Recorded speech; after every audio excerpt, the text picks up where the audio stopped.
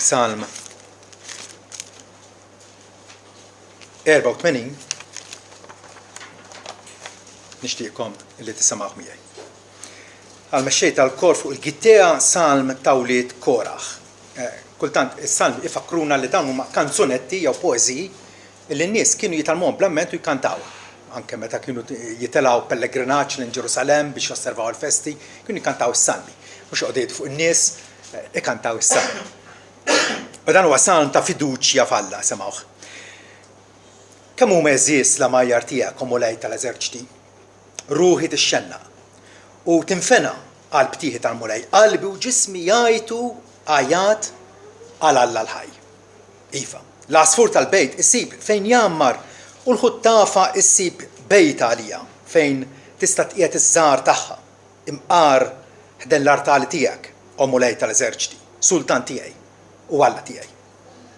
Ħennin dawk li jagħmru f'darek huma ifaħruk għal dejjem sela. Ħennin dawk li l-qawwa tagħhom fik u li f'qalbhom għandhom it-traqat għal Sion.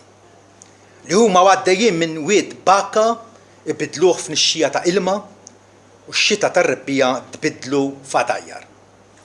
Huma jissaħħu minn jum għal jum, kull wieħed minnhom f'Sion jidher quddiem Alla. Omu lej Alla tal-eżerċiti, isma' talbi, għati widen u Alla ta' Ġakkob. Sela. Ħares u Alla, inti t-tarka tiegħi, ħares lejn wiċċ il-midluk tiegħek, għax jum wieħed fil-btieħi tiegħek huwa aħjar minn 1000 jum f'post ieħor. Aħjar inkun bewwieb fid-dar tal-Alla tiegħi milli nammar fit-tinet tal-ħżiena. Għax il-mulej Alla huwa xemx u tarka. Il-mulej jagħti ħniena u ġieħ l-ebda ġid ma jiġħad lil dawk li jimxu sewwa. O mulej tal-eżerċiti, ħin huwa l-bniedem li jafda fik. Amen. Qegħdin nikkonsidraw l-Evanġelju mis-salmi. Is-salmi li Alla tom minn qabel bħala tħabbiriet, profeziji ħafna minnhom dwar Alla x'kellu jwettaq għalina l-bnedmin u għas-salvazzjoni tagħna. Naħseb jiena Salm 22 huwa is-salm aktar grafiku l-iktar li jiddeskrivi b'mod impressjonanti il-passjoni u l-mewt ta' Sidna Ġesu. Dak huwa s-salm li jibda Alla tiegħi għala tlaqtni.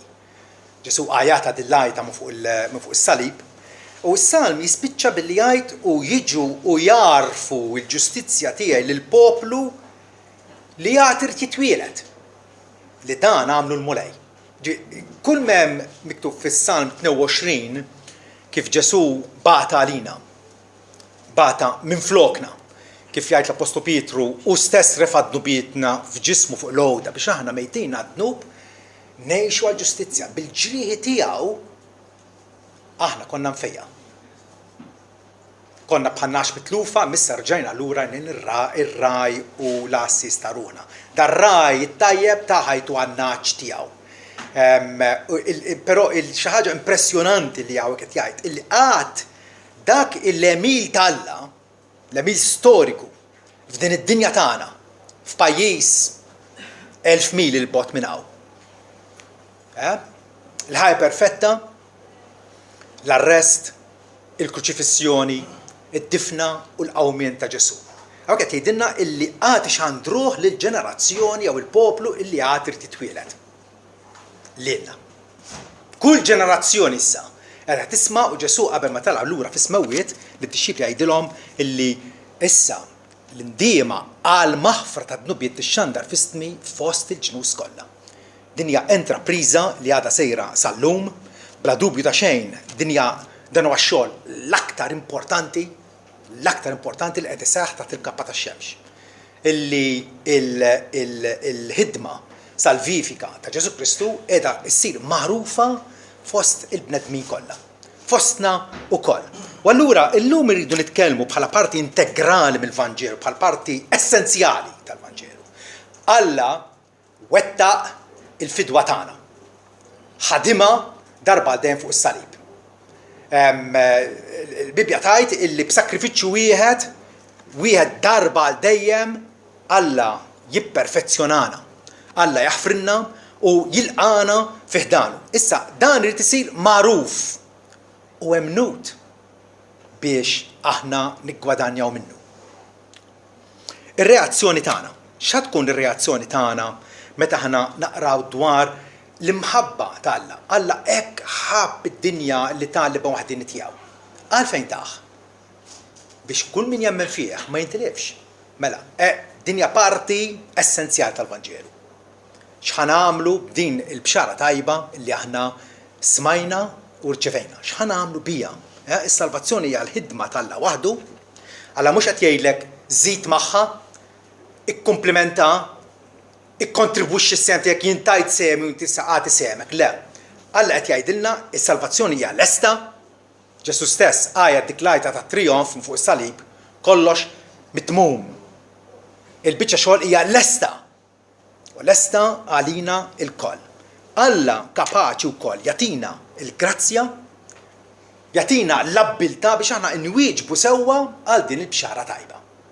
Għal dan l-Evanġelju. Sabiex ta' bilħaq ingawdu mill-frott tiegħu.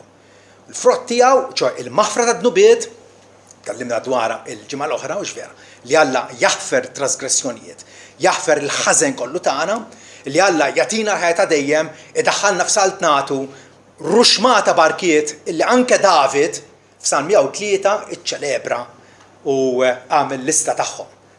Illi jikkawżawna li aħna imbirku lil mulej. Kif ħan irreaġixxu, x'sa tkun ir-reazzjoni tagħna għal din il-ħidma tagħna favur tagħna. Huwa sorprendenti illi Alla ħadem favur tagħna meta aħna konna bl-armi kontrih. U ma rridux f'ħajjitna. U Alla xorta waħda resaq lejna. Il-tweġiba tas-Salmi hija illi la darba Alla tkellem dwar dan is-sultan li kellu jidher u infatti issa der. U anke fuq is-salib għal kemm Pilatu waħħala bit-maskira biex il-Ġesu jgħaddih biż-żmien, dan u Ġesu ta' Nazaret is-sultan tal-Lut. U hekk huwa aktar mis-sultan tal-Lut, huwa s-sultan ta' Slatin, is-sultan fuq l-umanità kollha. Huwa sultan illi għandu kull awtorità. Alla qal illi jien ħan qiegħed is-sultan tiegħi fuq l-għolja ta' Sion u aħna x'ħad tkun ir-reazzjoni tagħna sant ngħidilna busu lil-liben li ma jadabx u tinqerdu fit-triq tagħkom. Għax l-ħadab tiegħu ma la jista' jinxtel. Dik hija reazzjoni waħda li jekk aħna nibqgħu mingħajr ma nbusuh lil-liben, mingħajr ma nisqu lejh u nuruh l-affezzjoni tagħna u nuruh li iva rriduk f'ħajjitna. Irridu nkunu sudditi tiegħek, irridu nkunu segwaċi tiegħek. Illi issa irrida tiegħek għalina mhux tiegħi nnifsi. Dik hija reazzjoni waħda, reazzjoni traġika. Imma ħafna nies jażluha. Imma hemm reazzjoni oħra. Ħinja huma dawk illi jistkennu fih. Mela jew ħatibqa' mingħajr ma tersaq, jew ħatersaq biex issib il-ken tiegħek fih. Tgħidli kemm minxiex, kemm il-ħadab li ġej. Ġej ġudizzju. Ġesu kemm il-darba tkellem dwar il-ġudizzju li għad jiġi fil-glorja ta' missieru mal-anġli mqazza tiegħu biex irrott lil kull bniedem skont emilu. L-Apostlu wkoll x'għandru il-ġudizzju, Pawlu jgħid lill-Atenjani li Alla waqqat jum illi fih se jagħmel ġudizzju minn kulħadd b'dak il-bniedem li għażel u li diġà ta' evidenza tiegħu billi qajmu bell-imwiet. Ġesu huwa is-sultan illi qatt ipoġġi fuq it-tron tal-glorja tiegħu jiġma l-ġnus kollha sama għadin, jiġma l-ġnus kollha u jifridhom bħalma raj jifred in-naċ mill-mos. Il-kwistjoni kollha għalija u għalik hija din. Fuq liema naħa se tkun. Taf min issa intix waħda min-naċ fil-merħla ta' Ġesu u allura imbierek jew għadek magħruf bħala Moża u ċoħ mitluf taħt il-kundanna tagħna. Busu lil-liben. Busu li ġifieri rridu narfuh bħala s-sultan leġittimu fuqna. Aħna l-bnedmin maħniex autonomi. Nixtiequ nkunu ma maħniex. Xi ħadd qed jirrenja fuqna. Jew ħajjirrenja Ġesu fuqek, jew id-dnub tiegħek. Id-dnub jasrek u d-dnub iġielek tagħmel affarijiet li anke iġorrok fil-ħamla tal-ħażen. Irridu nersqu lejn Ġesu narfu bħala s-sultan leġittimu tagħna b'imħabba devozzjoni u gratitudni. Għalhekk b'mod grafiku ħafna busu lill-liben. Lil min tbus inti? Lil xi ħadd inti miġbud lejh, attirat lejh, tridu f'ħajtek, tixtieq tkun qrib tiegħu. Busu lill-liben b'devozzjoni u gratitudni għax Ġesu wettaq il-fidwa tagħna aħna rridu nirċivuha minn idejh. U stess qal illi Alla taħ awtorità fuq kull bniedem biex jagħti l-ħajta dejjem lil dawk li jridu. Trida il-ħajta dejjem min għandu ersaq lejh. Mur għandu. Ġesu jgħid li min jisma' kliemi Ġwanna 5 vers 27. Nisimgħu x'weda din, weda tremenda. Weda profetizzata fis-Salmi. Min jisma' kliemi u jemmen f'dak li batni għandu l-ħajja eterna u ma jġix għal kundanna iżda jkun għadda mill-mewt għal ħajja. Isir dak it-trasferiment kruċjali darba f'ħajtek meta inti mis-saltna tad-dlam tkun trasferit għas-saltna tal-iben il-maħbub. Il-Messija illi is-Salmi jitkellmu dwaru. Is-Salmi qed jgħidulna kemm il-fidi hija neċessarja mhix optional, hija neċessarja meħtieġa biex aħna ingawdu mis-salvazzjoni illi Alla ħadem għalina. Jeħtieġ temmen fis-Salvatur provdut skont il-ħniena talla. Is-Salmi pereżempju jitkellmu jgħidu kemm huma mbierka dawk kollha li jsibu refuġju fih. Duqu waraw li s-sit huwa tajjeb. Kemm hu mbierek il-bniedem li jsib refuġju fih. Salmi ieħor jgħid kemm hu mbierek il-bniedem li jagħmel is-sit il-fiduċja tiegħu. Mhux qed jafda fih innifsu x'kapaċi jagħmelu u lanqas fil-politiċ u lanqas f'xi assissin jew teologi jew nies oħra imma qed jafda fis-sit. Duqu waraw kemm hu tajjeb is-sit. Allura, qed duqu rridu nesperjenzjaw din l-imħabba tal-Alla murja fuq il-Kalvarju. Meta konna għadna midinbin Kristu mitalina, Alla qed jirrikmanda din l-imħabba tagħna, qed jesebixxija, qed jurija pubblikament. Doqnija din l-imħabba tal-Alla. Duqu waraw kemm il-mulejwa tajjeb. Aħna biex nifmu x'inhi fidi. X'inhi fidi? Fidi skont l-antiki kien fija elementi ta' notizja, assensus u fiduċja. Il-kważi anke nużawhom bil-Malti. Notizja, anke notizja aħbar. Meta inti għandek fatti li smajthom. Min din maħniex niesa. Kollha kemm aħna smajna xi ftit jew wisq dwar Ġesu Kristu. Nafu minnu? Klejmja li huwa l-iben Alla, għex ħajja perfetta, miet fuq salib, kien irxoxtat, kien meħudura fis-sema. Mnejn għandu jiġi fl-aħħar jum. Dawn il-fatti nafuhom. Huma fatti importanti. Huwa tajjeb nkun nafuhom u nkunu studati fihom, però mhux biżżejjed. Ma l-notizja irid ikollna wkoll assensus li inti taqbel magħhom. Kollha kemm aħna nafu x'inhu żwieġ. Però mhux kollha kemm aħna miżżewġin.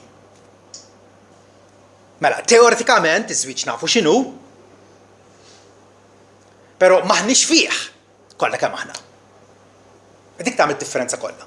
U qed tista' tkun anke f'ċerimonja fejn għandek raġel u xebba li qegħdin jagħtu anke bil-Malti ngħidu jagħtu l-kunsens lil xulxin vera, ġibu l-kunsens, assensu, qbil jiena naqbel li nkun żewġek fil-ġid u fid-deni, fil-mart u fis-saħħa sakemm il-mewt tifridna. U mbagħad il-mara tirrispondi billi taqbel ukoll illi hija tkun issieħba tul ħajta kollha għal dak ir-raġel illi hi personalment għażlet bħala s-sieħeb tagħha. U allura hemmhekk isir il-kunsens ta' żwieġ ngħidulu. Tista' tarah? Tista' tara koppja qiegħda tagħti il-kunsens u xorta ma tkunx miżżewweġ. Tant qrib u xorta ma tkunx miżżewweġ. Biex allura il-fidi vera hi illi mhux biss għandek il-fatti u mhux biss taqbel magħhom imma wkoll ikun hemm il-fiduċja. Il-fiduċja illi inti bil-Malti tgħid tidħol għalija. Illi inti attwalment tkun lest illi jiddaħħalek dak iċ-ċurket tad-deb f'sebak u intu wkoll tagħti dak iċ-ċurket tad-deb. Allura il-fidi hija speċi li inti se tiżżewweġ mas-Salvatur. Ġesu jispjega din billi jgħid jiena d-dilja intom il-friej. Mela aħna qegħdin ngħixu bih għax ninsabu integrati, ninsabu attakkati miegħu, imwaħħlin miegħu. Dik hija il-fidi illi poġġina f'unjoni vitali ma' Kristu. Qabel ma aħna nafdaw ruħna fidejh, nafu dwaru, naqblu dwar dak li naqraw fil-Vanġeli, però maħniex imwaħlin miegħu wara m'għandniex il-ħajja tiegħu. Dik hija l-fidi illi aħna insibu, attwalment induqu għalhekk Ġesu jgħid jien huwa l-ħobż ħaj li nżilt mis-sema biex kull min jiekol minni jgħix għal dejjem. Il-ħobż tista' xommu, tista' tmissu, tista' tqattaw, tista' ddelku bil-but, tista' tagħmel ħafna affarijiet bil-ħobż. Ħaġa waħda però tagħmel il-ħobż jagħmellek il-ġid meta tieklu. Kemm mbierek il-bniedem jgħidulna s-salmi illi l-qawwa tiegħu hija fik u li f'qalbu hemm it-toroq l-insjon. O Sid tal-eżerċiti, kemm hu mbierek il-bniedem li jafda fik. Hemm hija l-barka. Meta aħna attwalment fidi sempliċi bħal ta' tfal. Bħal ta' tfal. Fidi sempliċi però tmur għal ken għand Ġesu. Ġesu jgħid li kull min jiġi għandi jiena ma nkeċċiex il-barra. Fi kliem ieħor. Tiddependi fuq Ġesu waħdu mhux fuq innifsek u lanqas fuq ħadd ieħor. Dan wkoll allora jinvolvi indiema ġenwina. Meta nitkellmu dwar l-indiema u l-Bibja tenfasizza ħafna l-indiema.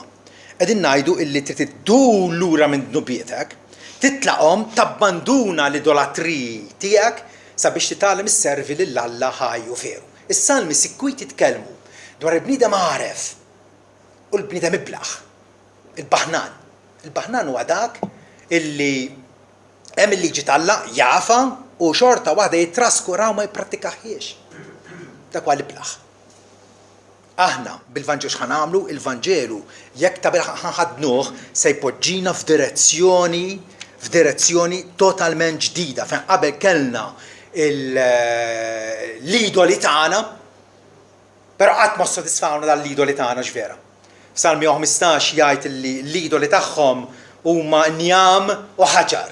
Għandhom għajnejn ma jarawx, widnejn ma jisemgħux, ħalq ma jitkellmux, riġlejn ma jimxux. Imma ikompli jgħid illi Alla tagħna huwa fis-smawiet. O Iżrael tama fil-mulej u l-għajnuna tiegħek u t-tarka tiegħek. X'differenza? Fejn qabel kellna l-idoli li ma setgħu xejnuna, issa għandna Alla il-ħaj. Skont lan tajjeb tal-Alla, Alla jagħtina qalb ġdida. Meta nersqu lejn Ġesu. U kif nersqu? Ġesu jgħidilna, dawk kollha malmin mill-missier jiġu għandi. Araw, l-inizjattiva tal-Alla, l-ħidma misterjuża tal-Alla, illi jgħalmek fil-qalb. Jgħalmek. Ġesu jgħal, dawk kollha malmin mill-missier jiġu għandi. U ħadd iżjed. Allura hemmhekk Alla jkun tagħna qalb ġdida biex tobdi l-liġi tiegħu, biex tonorah kif ukoll issib il-kuntentizza vera tagħna fih. Alla jridna nkunu kuntenti. Ara ma naqgħux f'dik it-trappola insidjuża tax-xitan illi Alla jridna miżerabbli. Le, Alla jridna kuntenti, Alla jridna ferħanin, Alla jikkmandana nifirħu bih. Jikkmandana nifirħu li naħna nifirħu bih. Se tarrafni il-modja tal-ħajja jgħidlu David fil-preżenza tiegħek hemm il-milja tal-ferħ fuq li t-lemini tiegħek hemm pjaċiri għal dejjem. Nikkonsidraw hekk l-Alla. Alla qed jgħidilna itilqu l-idoli tagħkom. Tibqgħux tippruvaw tixorbu ilma minn bjar imxaqqin illi ma jżommux ilma. Ma duru lejja. Għajn sors ta' ilma ġieri. Għalhekk Ġesu lis-Samaritana jgħidilha, kull min jixrob mill-ilma ta' dal-bir li ġej timla l-ilma bih inti. jieġabdu l-ħaġġ.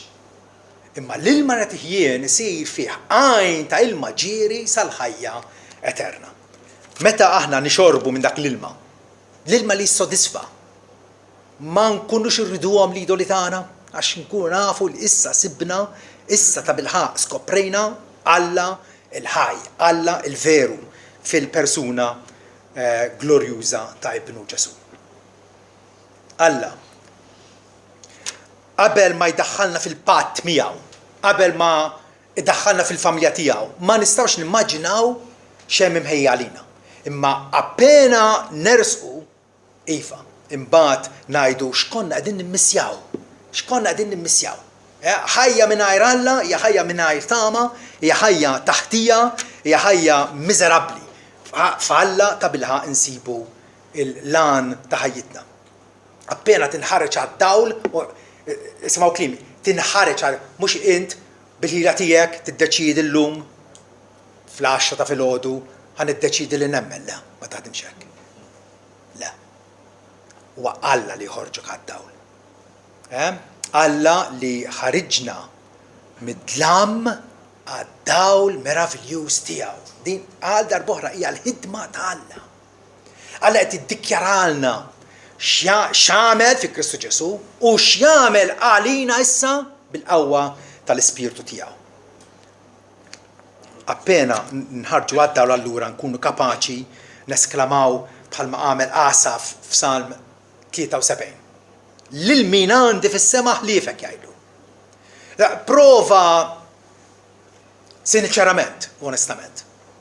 Ara intix kapaċi lil Alla tgħidlu dan il-preċiżi kelmiet li qal Asaf. Jekk m'intix kapaċi,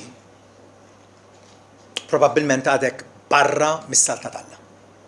Għadek m'intix paċi mal-Alla. Għadek ma tgawdix il-maħfra minn għand Alla. Għax jekk ta' bilħaq tgawdija del-maħfra minn għand Alla. Taf kemm ta' bilħaq il-ħniniet tiegħu huma kotrana lejk. Asaf qallu lil min għandi fis-sema ħliefek, kapaċi tajda. U apparti minnek ma nixtieq xejn fuq l-art. Kapaċi tajda. Laħmi u qalbi jistgħu jfallu iżda Alla u għall-blata ta' qalbi u l-porzjon jew is-sem tiegħi għal dejjem. Kapaċi tajda. Jekk m'intix kapaċi tajda u tajt tal-lingwaġġ huwa estrema għalija, ma jdoqlix. Itolbu lil Alla. Alla jisma' l-għajta tal-fqajrin. Ta' dak huma foqra fl-ispirtu. Ġesu jgħid li ta' dawn hija s-salta tal-Alla. David imbagħad jurina illi appena aħna Alla jressaqna lejh sabiex insibu l-mistrieħ tagħna f'dan il-Messija imħabbar fis-sanni. Li llum il-ġurnata nafu li huwa Ġesu ta' Nazaret. Appena jagħmelek David imbagħad jurina kif nistgħu xem mifrux qudiemna, xem ippreparat qudiemna. David jgħid li la darba il-Jahwe is-sit sar is-sit tiegħu, sar il-raj tiegħu, allura ma joqsu xejn. Għal darb'oħra hija dikjarazzjoni tremenda il-mulej għar-raj tiegħi xejn ma joqosni. Il-għan ta' ħajti jintlaħaq. Wasalt fejn kelli wasal. Imma ikompli jgħid imbagħad f'dan is-Salm 23 familjari ma'kom il-koll. Illi u jmidni f'merata ħadru ħdejn l-miet ta' serħani mexxini, jaħji, jirrestawra lil-ruħi, fil-modi tas-sewa jmexxin maħabba ismu. Jatik ħajja ix-xamplata fit-tjieba, fil-qdusija, fil-ġustizzja. Tejli kollox jiġini zombor, kollox jiġini wartu żgħar? Le. Għax David jgħid ukoll li għalkemm jiena nimxi fil-wiet ta' tell il-mewt, però xorta waħda ma nibżem nebda ħsara, għax int miegħi.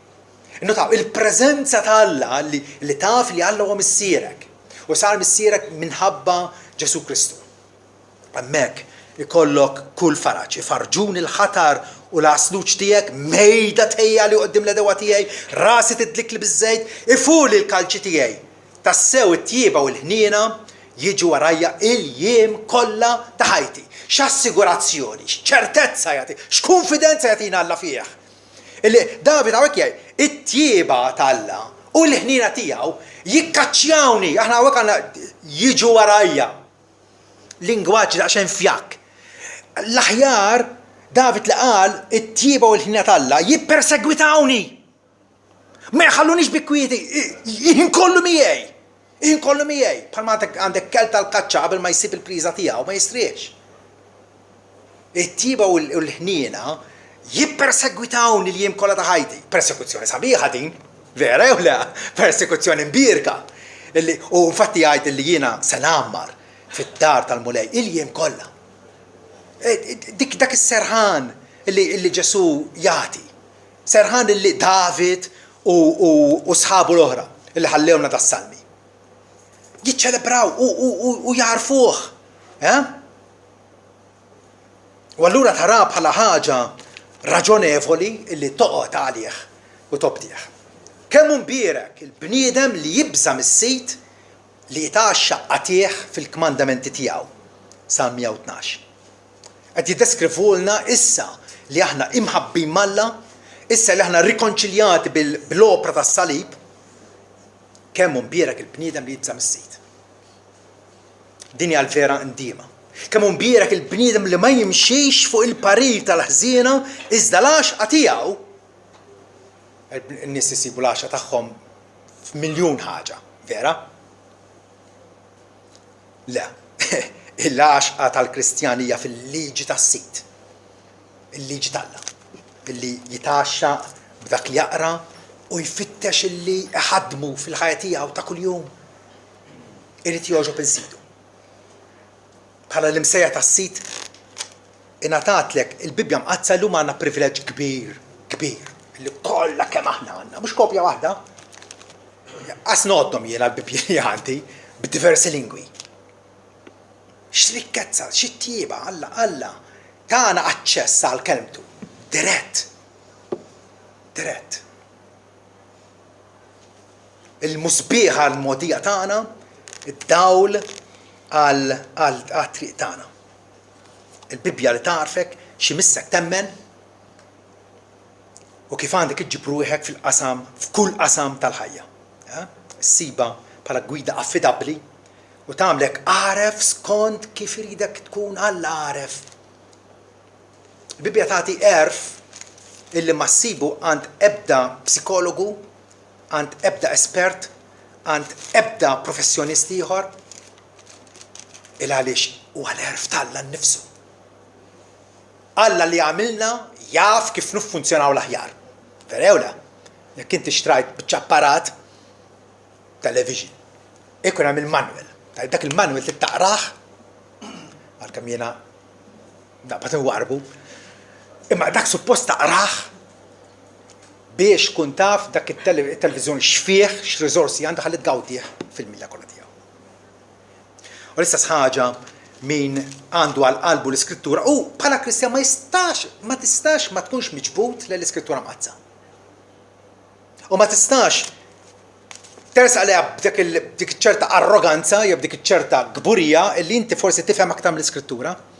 L-iskrittura hija l-verità tagħha. Il-Kristjan m'għandu ebda dubju fuqha. Ara kif jgħidlu f'Salm 119 lil-mulej. Bil-kmandamenti tiegħek għamiltni aktar għaref mill-edewa tiegħi għax huma dejjem miegħi. Għandi den aktar mill-għallima kollha tiegħi għax ix-xhidiet tiegħek huma l-ħsieb tiegħi. Jien bilgħal aktar mixjuħ għax inħares il-preċetti tiegħek. Mhux tkun għaref mhux għax ikollok id-daqna bajda jew għalek xarek. Tkun għaref meta tkun maddas fil-kelma tagħna. Din hija triq tan-nies illi iva irċivew il-maħfra minn għand Alla. U allura issa qegħdin jimxu mhux nidmu darba u daqshekk. Imma ħajjithom saret ħajja ta' ndiema kontinwa, ndiema minn ġurnata għall-oħra. Mela, tkun ta' bilħaq iggwadanjajt mis-salmi dan ħansejħulu album ta' kanzunetti għal ruħ tagħna biex ta' bilħaq jinkoraġġuna, jiggwidawna, jgħalmuna, jwissuna, ma fuq kollox Tiftakrux ħadtilkom fil-bidu. Fuq kollox is-salmi jagħtu xhieda ta' Kristu. Jekk maħniex naraw lil Kristu prefigurat imħabbar minn qabel fis-salmi nkunu qegħdin nimmissjaw il-messaġġ ċentrali tagħhom. Is-salmi tkun iggwadanjajt minnhom jekk ta' bilħaq tkun tasal biex allura tafda fih għall-maħfra tiegħek minn Alla. Inutli taqra s-salmi u tħossok differenti. Le, is-salmi iwasluk. Ġesu jgħid il-Bibja, l-Iskritturi jagħtu xhieda tiegħi. Jagħtu xhieda tiegħi.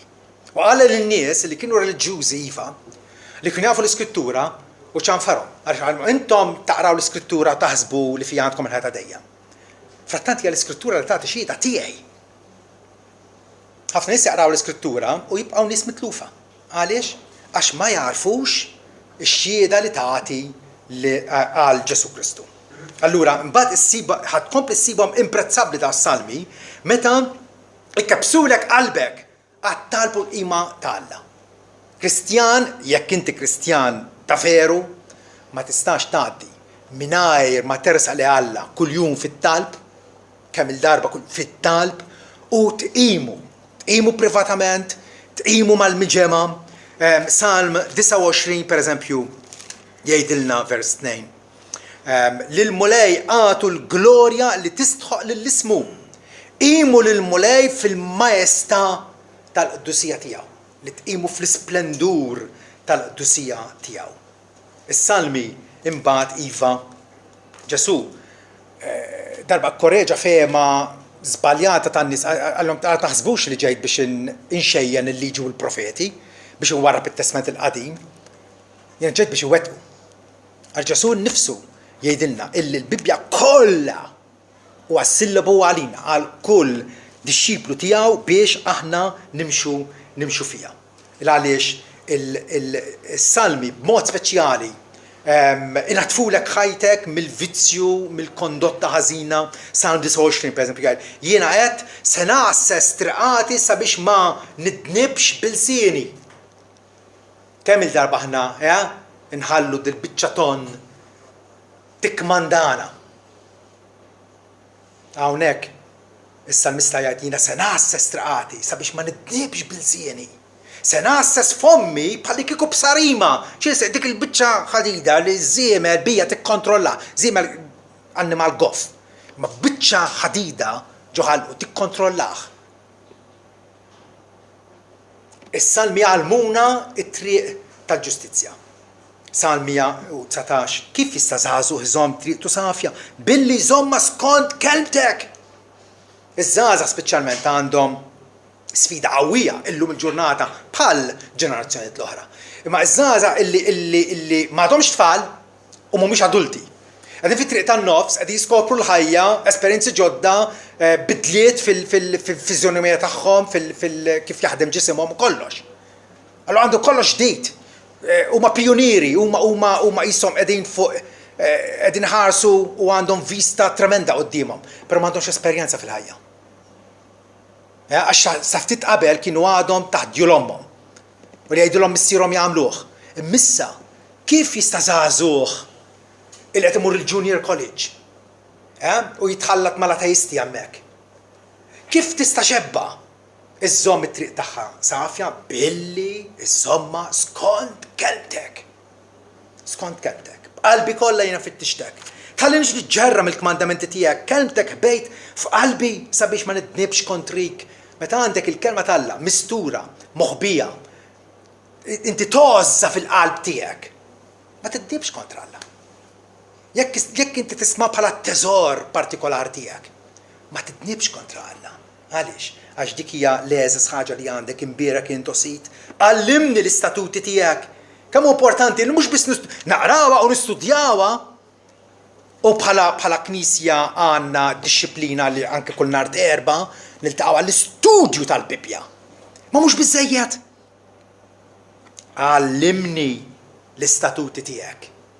Mingħajr ma inti tavviċina lil Alla u tajlu mulej, inti ttallimni fl-aħħar mill-aħħar.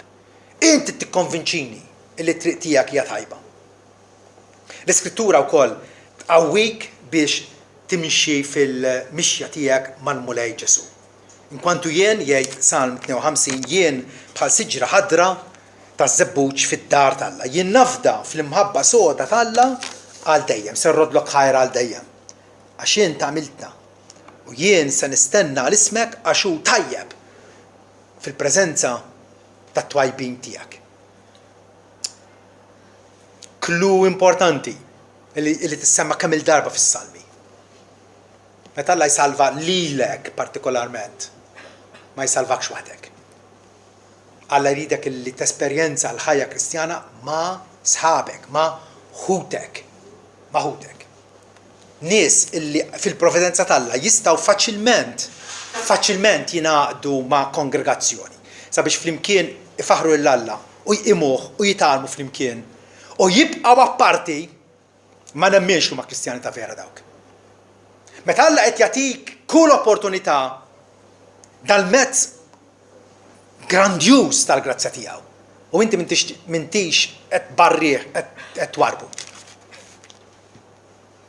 Hawnhekk qed jgħidilna fil-preżenza tat-twajbin tiegħek se nrodlok ħajr. Mhux waħdi ma' sħabi, fil-komunjoni ma' Kristjani oħra bħalek. Tul ħajtek kollha imbagħad ikollok raġun tgħid ma' David bierek il-mulej u ruħ tiegħi. U kull ma huwa ġewwa fija se jbierek ismu l-Qaddis.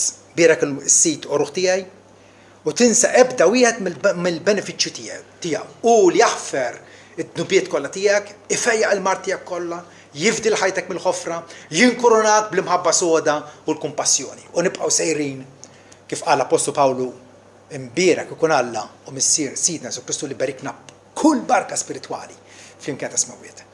Il-ħajja Kristjana il-fidwa mogħtija lilna minn Kristu poġġina fit-triq dejqa, però nafu fejn twassal. Ġesu jgħidilna twassal għall-ħajja. Ħafna żmien qabel ma kitbu s-salmi, għax Mose. Mose kien attwalment l-ewwel wieħed li kiteb l-ewwel salm. Illum qiegħed magħruf bħala Salm 90. Is-salmi ġabru matul perjodu ta' xi 1000 sena. Kollezzjoni bdiet tinbena bil-mod sakemm fl-aħħar wasalna biex għandna l-tibsiet tas-salmi. Mose sa fin nafu aħna. Huwa l-ewwel wieħed illi kiteb l-ewwel salm. Salm 90. Mose kien qal lill-poplu ludi qabel ma miet għalilhom l-opzjonijiet li kellhom, l-għażliet li kellhom. Għalilhom jiena ħanpoġġu qudiemkom il-ħajja u l-mewt. Għażlu l-ħajja. U Alla qiegħed illum lilek. Qiegħed jagħtik l-għażla. Jew tama fih permezz ta' Sidna Ġesu Kristu, jew inkella disprament fik innifsek. U dak id-disprament tista' toqgħod tiċċewweġ u tagħmel karnivalati u tilaba kemm inti kuntent u ferħan u tmur il-baħar u tmur parties u tpejjipa u kollox. Dak huwa disprament għax m'għandekx lil Alla.